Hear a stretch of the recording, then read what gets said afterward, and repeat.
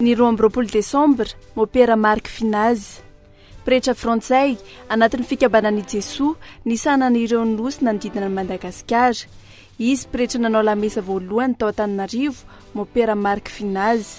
Teraka ny 6 febroary 570 ity olo malaza ny finoana katolika iray ity niditra tao amin'ny fikambanana jezoita ny volana septambra 530.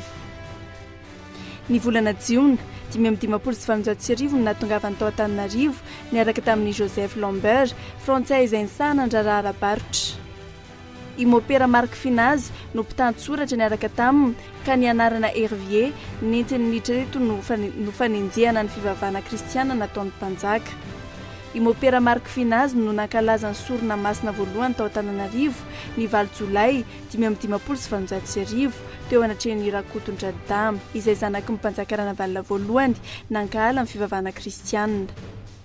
Nandresy lahatra ny Rakotondradama ny Alemempanasy ny fahaizany ity pretra frantsay ity ka niezaka izy nitady lalana ny ahafahan'izy ireo mitoetra tao Antananarivo. Misionera katolika tonga voalohany tao Antananarivo i Mark Finazy ny 13 jona 570. Ity pretra ity ihany koa no nanokatra ny fivavahana katolika tany amin'ny faritra Betsileo. Ny 5 oktobra 1770 no nahatongavany tao Fianaratsoa. Faritra maro no notsidihan'ny mopera Mark Finazy tamin'izany ka anisan'ireny ny tao Ankianjasoa, Alakamisy n'Ambohima. Ny taona 1770 dia notendreny lehibeny tamin'ireo faritra manodidina Antananarivo indray izy ka isan'ireny ny tanàna n'Ambohimanga, Imermandroso ary Ambohidratrimo.